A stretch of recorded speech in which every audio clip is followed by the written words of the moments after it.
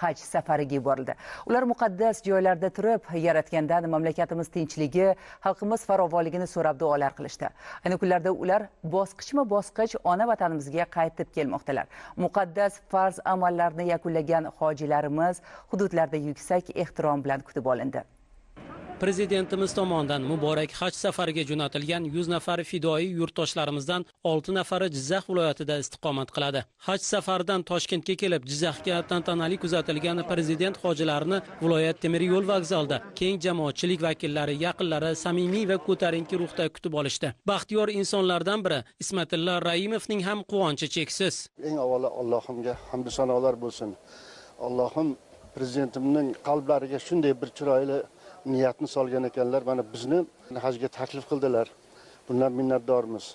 Borgan joylarimizda yaratilgan sharoitlar, kutib olishlar, prezident hojisi sifatida shunaqa hurmatlarimizni joyiga qo'ydi. Biz bundan xursandmiz. Madinada deysizmi, Makkada deysizmi, Jiddada deysizmi, hamma joyda biz prezident hojilari sifatida ajoyib hurmatga sazovor bo'ldik. Bir umr orzu qilgan edik, qarang. Bunday orzuni amalga oshirib biz uchun juda katta yutuq, katta muvaffaqiyat. Doimo minnatdormiz. Sog' bo'lsinlar prezidentimiz. Xalqimizning rivojiga, vatanimizning rivojiga, prezidentimizning sog'-salomat bo'lishlariga doimo duodamiz.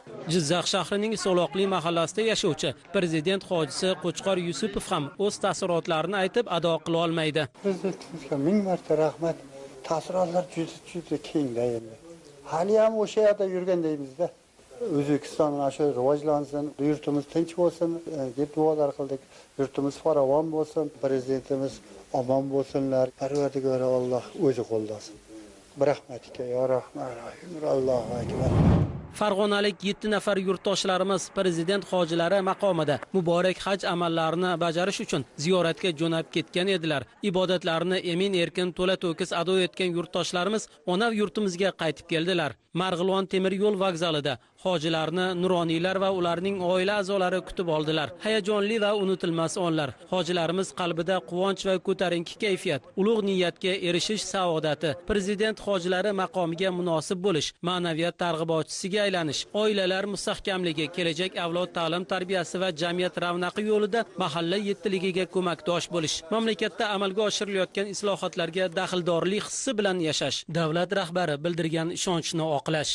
Men oddiy dehqonni 38-40 million aholining ichidan tanlab olganlari uchun, bunday imkoniyat yaratganlari uchun mingdan ming shukronalar keltiraman. Hammamiz yurak-yuragimizdan shukronalar keltirdik, duolar qildik. Maqsadim ma'naviyat, ma'rifat targ'ibotchisi bo'lib, yoshlarimizni vatanparvarlik ruhida tarbiyalashga harakat qilaman. Va prezidentimizga va'da beraman. Prezident hojilari ishchi guruh tomonidan tayyorlab qo'yilgan avtomashinalarda xonadonlariga yo'lga chiqdilar. Marg'ilonlik Hamidulloh Mamajonovni u istiqomat qilayotgan Do'stlik mahalla ahli qarshi olishdi. Oddiy bir oila sohibi mana shunday ulug' haj ziyoratiga loyiq ko'rildi. Bu yurtimizda prezidentimiz tomonidan inson qadri ulug'lanayotganligining amaldagi isboti ekanligiga shukrona keltirildi. Hammamiz xursandmiz. O'zimiz borib kelganda qancha xursand bo'ldik.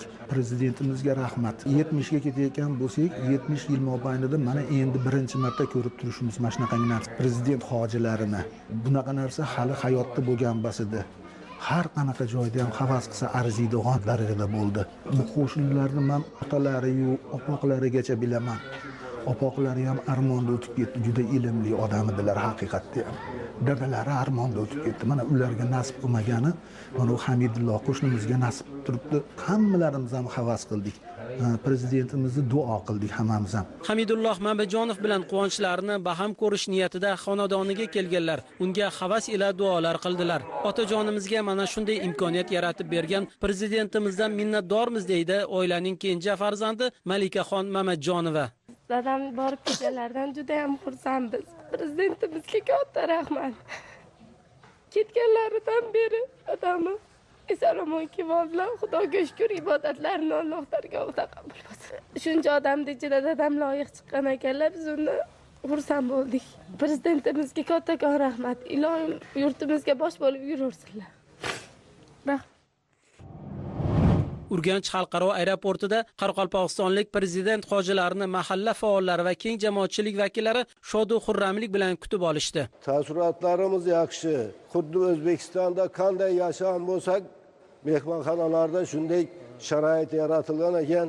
Prezidentimizga million marta rahmat. Allohim Xudoyim umrini uzoq qilsin, rizqini ziyod qilsin, salomatligini mustahkam qilsin, qilayotgan ishlarında shu kuch-quvvat bersin. Hammasi o'rni-o'rnida bo'ldi. Bizlar kutganimizdan ham ziyoda bo'ldi. Elimiz uchun, yurtimiz uchun, vatanimiz uchun nimaiki yaxshi niyat bo'lsa, hammasini iloyim ijobat bo'lsin hammasi. Yurtimizga, xalqimizga, prezidentimiz haqlariga ko'p duolar qildik. Hamma kutib olishlar, kuzatishlar zo'r. Hech qanday kamchilik, qiyinchilik bo'lgan yo'q. Hamma hoj ziyoratlarini, amallarini to'liq bajarib, prezident hojilari nomi bilan elimizga qaytib keldik. Kelgusi Xudo xolasa prezidentimizga kamarbasta bo'lib, shu yoshlarni tarbiyalashda, mahallani rivojlantirish, el-yurt ravnaq yo'lda qo'ldan kelgancha prezidentimizga kamarbasta bo'lib xizmat qilamiz Xudo xolasa. Muqaddas haj ibodatini ado etib qaytganlar orasida 3 nafar navoiylik hojilar ham bor va ular Navoiy temir yo'l vokzalida kutib olindi. Quvonch va hayajonga boy uchrashuvlarda muqaddas zaminlarda qilingan duolar yurtimiz tinchligi, xalqimiz farovonligi va mamlakatimiz taraqqiyoti uchun bildirilgan ezgu niyatlar alohida tilga olindi. Albatta, yuksak va sharafli nomni olgan nuroniylar kelgusida o'z oldiga shu yurt taraqqiyoti va davlatimiz rahbari bildirgan ishonchni oqlashni astoydil maqsad qilganlar. Borganimizdan to hozir kelgunimizgacha bo'lgan taassurotlarni ko'rib yig'lab kelyapmiz. Birinchi shu borayotganimizda bir eng asosiy narsaga xursand bo'lganimiz, o'zbekistonliklar hamma gullar sochish sovg'a salomlar kutib olyapti. Bu demak bizni prezidentimizni, biz yurtboshimizning nufuzlaridan, izzat hurmatlaridan dalolat beradi. Boshqa juda ko'p davlat, shunchalik davlat ko'p, hech qaysiga bizdagidek e'tibor bo'lgan yo'q. Hayotda shunaqangi zamonda shunday davlat yashayotganlarimiz uchun shukrona aytdik. Chunki bunday yurt, bunday vatan, bunday mamlakat hech joyda yo'q. Shuning uchun nasib etsa, kuchimiz boricha, imkonimiz yetgancha, umrimiz boricha shu prezident bizni shunchalik e'zozladi, biz ham xuddi o'shanga yarasha mehnat qilishimiz kerak. Ishlaymiz, duolar qilamiz, odamlarni yaxshilikka, ezgulikka chorlaymiz. Prezident hojisi maqomiga ega bo'lganlardan biri Karmana tumani Arabxona mahallasida yashovchi Dilmurod Xolifdir. U kishi 33 yil davomida ta'lim sohasida faoliyat yuritib, minglab yoshlarni tarbiyalashga munosib hissa qo'shgan. Shuningdek, 15 yildan ziyod vaqt mahalla tizimida ishlab, aholi muammolarini hal etish, oilalarni qo'llab-quvvatlash va mahallada ijtimoiy barqarorlikni ta'minlash yo'lida samarali mehnat qildi. Ko'p yillik halol mehnati, jamiyat hayotidagi faol ishtiroki va yurt taraqqiyotiga qo'shgan hissasi prezidentimiz tomonidan yuksak darajada e'tirof etilganidan uning qalbi cheksiz g'urur va iftixorda. Prezident hojisi degan nomga birinchi sazovor bo'lib, mana shu hajlarni butun amallarini to'liq bajarib keldik. Mehnat qilgan kishi hech qayoqqa kam bo'lmas ekan. O'sha yerga duo qildikki, prezidentimiz yangi O'zbekistonni boshiga sog'-salomat bersin. Xalqimga bundan keyin prezidentimiz chiqargan har bitta qaror va farmonlarini labbayday bajarib, xalqim uchun to umrimning oxirigacha xizmat qilishga men tayyorman. Sirdaryolik 4 nafar prezident hojilarini Guliston shahar temir yo'l vokzalida keng jamoatchilik vakillari tantanali kutib olishdi.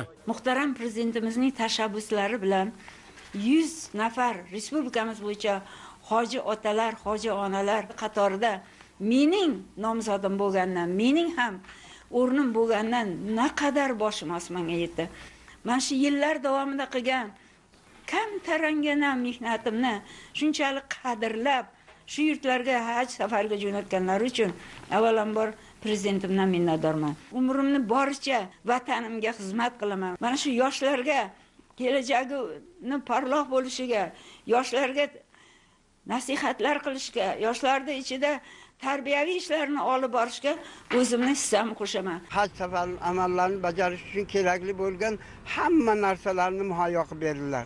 Birorta narsa biz o'zimiz olganimiz joyimiz yo'q. Ihromdan tortib nima kerak bo'lsa hammasini bizlarga yaratib berdilar. Buning uchun biz prezidentimizga katta rahmat aytamiz.